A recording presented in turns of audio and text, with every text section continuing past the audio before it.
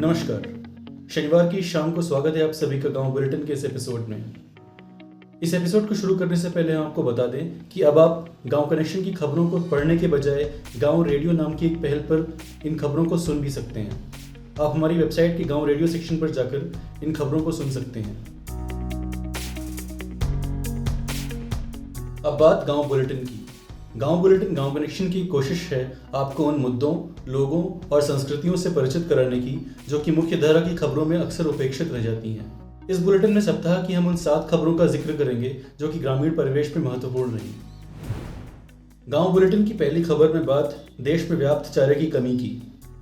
इस साल गेहूं की कम पैदावार होने के कारण चारे की उपलब्धता पर बुरा असर पड़ा है, जिसका सबसे बुरा परिणाम राजस्थान के पशुपालकों को झेलना पड़ रहा है। 20th लाइवस्टॉक सेंसस के आंकड़ों के अनुसार देश में उत्तर प्रदेश के बाद सबसे ज्यादा मवेशी राजस्थान में पाए जाते हैं। गेहूं के अनुकूल जलवायु न होने के कारण राजस्थान के पशुपालक गेहूं के भूसे के लिए पड़ोस के राज्यों पर निर्भर रहते हैं और अपने राज्यों के पशुपालकों को भूसे का चारा प्राप्त कराने के लिए हरियाणा ने और मध्य प्रदेश के कई जिलों ने चारे को अपनी अपनी राज्यों की सीमाओं के बाहर ले जाने पर रोक लगा दी है।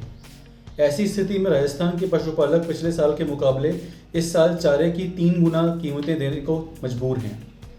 इस रिपोर्ट में गांव कनेक्शन ने ऐसे कई किसानों और पशुपालकों से बात करी जो चारे की बढ़ती कीमतों की वजह से अपने जानवरों को बेचने या उन्हें भूखा मार देने को मजबूर हैं।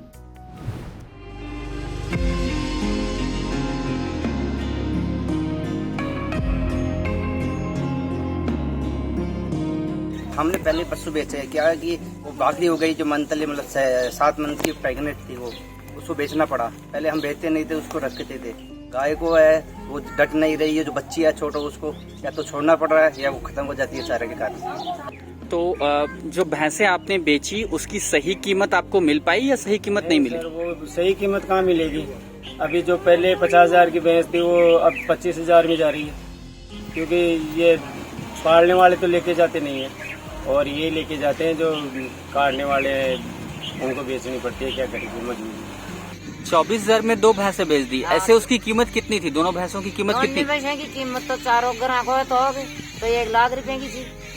12 महीना पाड़ बेचता चूकता तो 2 लाख में 2 भैंस। आज 1 लाख में 1 भैंस बन दे, पर पानी के बड़ो जारी जब कहीं करा सारा बना।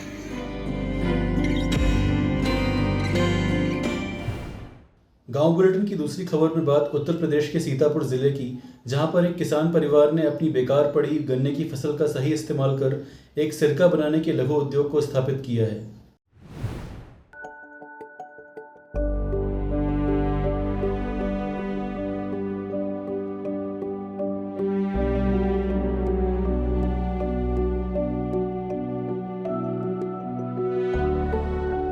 एक बार हमारे खेत में गन्ना रह गया तो वही दादी वाला फार्मूला हमको याद आया, तो हमने ये सिरका बनाया।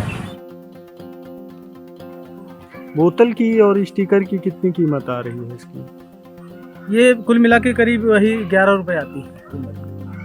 गन्ना आपके ही खेत का होगा? गन्ना तो हमारे खेत का ही है। और वैसे तो खेत का है रस, लेकिन अगर कुछ कीमत लगा ली जाए तो 10-12 रुपए ये भी हो जाता है। करीब 25 रुपए इसकी लागत आ जाती है। और अगर फुटकर में बेचते हैं एक बोतल तो 70 रुपए में बिक जाती है और होलसेल में 60 रुपए की बिक जाती है।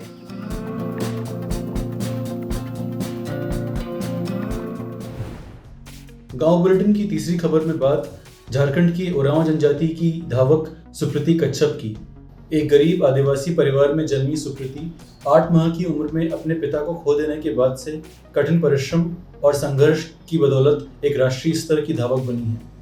लेकिन अपनी इन कामयाबियों के बावजूद सुकृति आज भी एक बिना बाथरूम के घर में निवास करती है।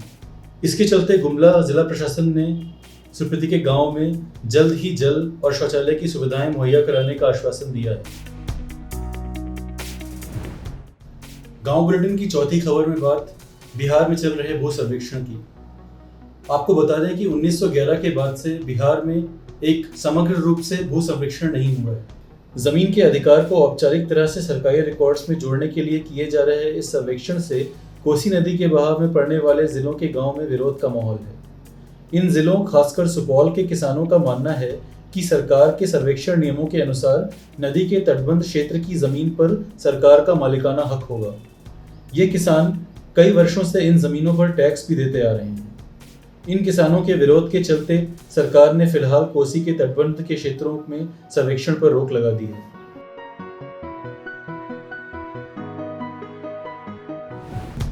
गांव बुलेटिन की 5वीं खबर में जिक्र मध्य प्रदेश के पन्ना जिले का, जहां पर एक ग्राम पंचायत ने सरपंच सहित सारे पंचों के पदों के लिए गांव की महिलाओं को चुना है। पन्ना जिले के आरामगंज ग्राम पंचायत ने रजनीबाई को सरपंच के तौर पर चुना है। रजनीबाई का परिवार बसोर नाम की एक आदिवासी पिछड़ी जाति से आता है। आरामगंज के ग्रामीण निवासियों ने इस घोषणा के बाद महिलाओं को सरपंच एवं पंच बनाने का सामूहिक फैसला लिया है।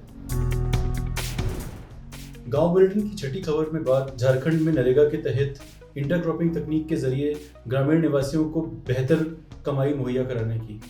बिरसा हरित ग्राम योजना को नरेगा से जोड़कर झारखंड के ग्रामीण इलाकों में ग्रामीणों को अपनी ही जमीन पर तरह तरह की फसल की खेती करने के लिए पैसे दिए जा रहे हैं। इस योजना से ग्रामीणों और किसानों के जीवन पर एक सकारात्मक प्रभाव पड़ा है और वह अब बेहतर कमाई कर पा रहे हैं। इस एपिसोड की आखिरी खबर में जिक्र उड़ीसा के रज पर्व का। यह एक अनोखा त्योहार है जिसमें उड़िया संस्कृति के अनुसार मान्यता है कि भूदेवी 4 दिनों के लिए मासिक धर्म से गुजरती हैं।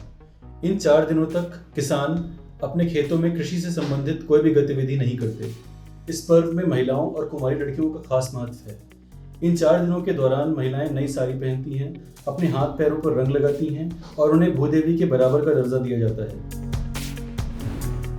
गांव बुलेटिन के इस एपिसोड में फिलहाल इतना ही। अगले हफ्ते हम फिर हाजिर होंगे 7 नई खबरों के साथ। तब तक के लिए बनाए रखें अपना गांव कनेक्शन।